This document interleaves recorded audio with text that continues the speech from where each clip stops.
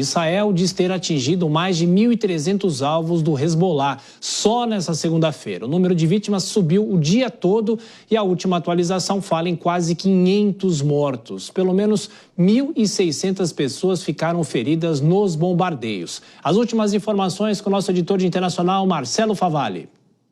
Embora 24 crianças e 42 mulheres estejam na lista de mortes confirmadas, o porta-voz das Forças de Defesa israelense declarou que o ataque foi minuciosamente direcionado, seguindo informações precisas do serviço de inteligência. A mensagem do Exército também diz que dias desafiantes estão por vir. O governo do Líbano, por sua vez, informou que as bombas caíram em pequenas cidades e vilarejos entre o sul e o leste do país, sugerindo que a destruição tem afetado majoritariamente a população civil. A possibilidade de mais ataques nos próximos dias provocou enormes filas nos mercados e nos postos de gasolina. A população teme o risco de escassez de produtos essenciais.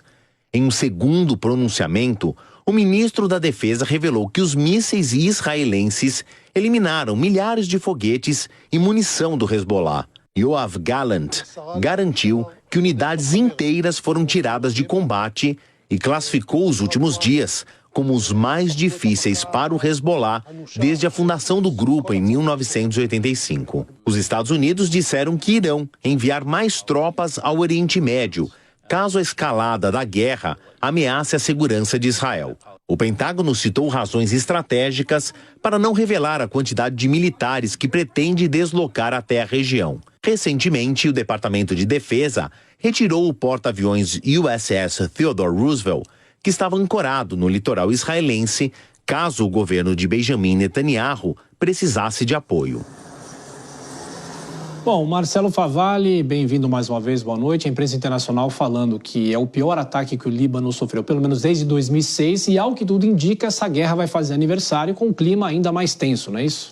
Pois é, boa noite, Tiago, boa noite a todo mundo que nos acompanha. O Tiago se refere a daqui 15 dias, fazer uma conta rasa, quando a gente completar 7 de outubro, é um ano desde o fatídico ataque do Hamas contra Israel, e essa enorme resposta, primeiro a faixa de Gaza e agora mais recentemente ao sul do Líbano, onde está o Hezbollah. Percebam que o número de personagens nessa história ele só cresce.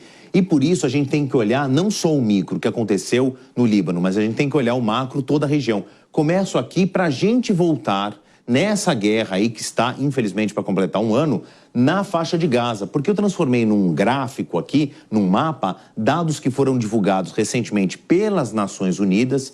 Eles são dessa semana, que mostram uma área que hoje é praticamente terra arrasada, era já a maior concentração humana, uma das maiores concentrações humanas do mundo. Estou falando em algo de 2.124.000 habitantes antes da guerra. Óbvio que houve uma fuga, houve um êxodo, mas muito pequeno, porque estou falando de um território murado, fechado, e as Nações Unidas voltaram a fazer um alerta, além desse, sobre a escalada de violência no Líbano, mas falando sobre a falta de abastecimento para as pessoas que continuam na faixa de Gaza, que ainda está na casa do 2 milhões de habitantes, por exemplo. Então aqui tem um número entre 21 de outubro de 2023 e a primeira quinzena de setembro de 2024, o número de entradas de caminhões de ajuda. É claro que esses números maiores, que fazem fronteira com o Egito, são os mais numerosos, 23 mil caminhões de ajuda ao longo de um ano, quer dizer, 23 mil viagens.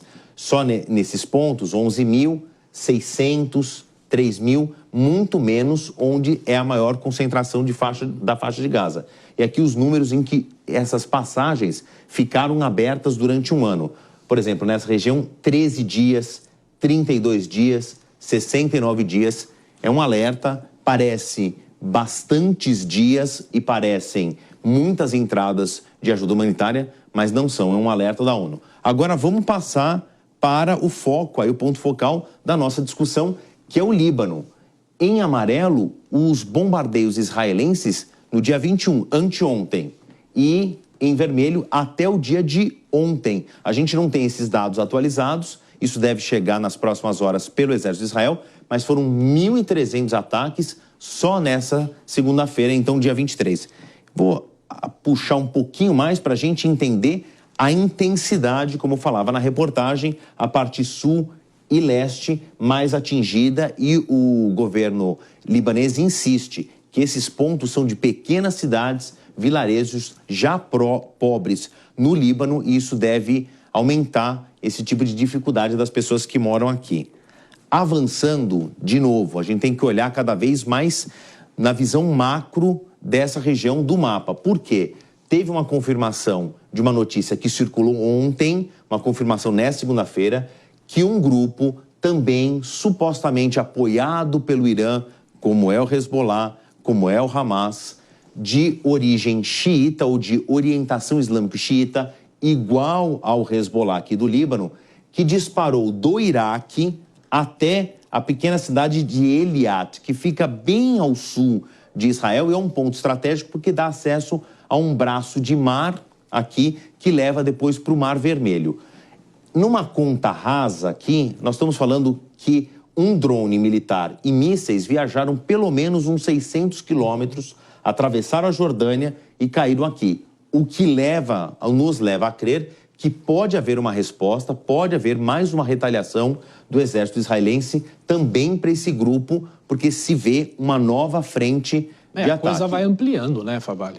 E a reportagem anterior termina com a posição dos Estados Unidos, que tinham um porta-aviões emprestado ali à disposição de Benjamin Netanyahu, primeiro-ministro de Israel. Nunca foram utilizados os equipamentos desse porta-aviões. Os Estados Unidos deslocaram a frota para o Pacífico, de onde ela é originalmente, mas nessa segunda-feira a informação que vem tanto do Departamento de Defesa quanto do Pentágono que ajuda militar para o grande aliado Israel não vai faltar. E aqui eu fui atrás de todas as bases americanas que os Estados Unidos têm na região.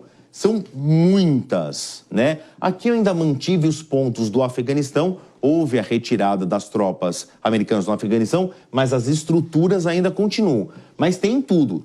Turcomenistão, no Paquistão, Omã, Arábia Saudita, Kuwait. E aqui eu estou falando de aeroportos com capacidade de decolagem de caças e navios de guerra em bases militares. Aqui eu tirei, né? A gente tinha até questão de 15 dias o USS Theodore Roosevelt, que é um dos maiores porta-aviões dos Estados Unidos e um dos maiores porta-aviões do mundo, voltou para o Pacífico, mas qualquer coisa, existem todas essas frotas e esquadrilhas que podem ajudar Israel. Os Estados Unidos não parecem que vão se engajar numa guerra caso haja uma invasão israelense aqui ao Líbano, mas estão prontos para defender esse aliado que é público e notório já há muito tempo, que é Israel, caso haja uma incursão do Hezbollah a Israel.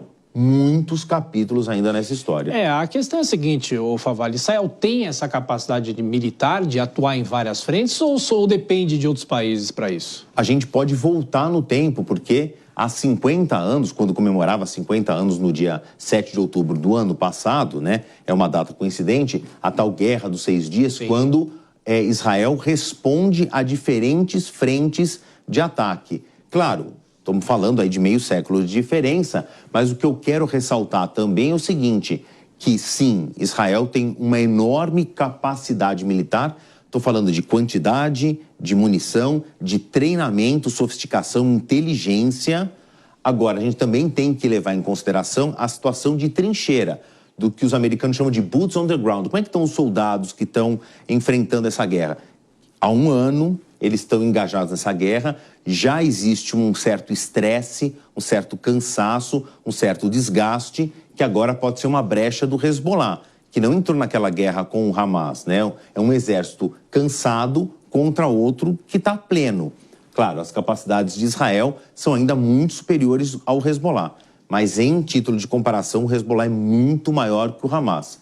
França acaba de anunciar, questão de minutos, uma tentativa de passar um pano, colocar panos quentes, melhor dizendo, para que não haja um engajamento maior dessa guerra, porque, segundo a França e os Estados Unidos já disseram, e com a Assembleia, Assembleia da ONU começando amanhã, vai haver uma enorme discussão.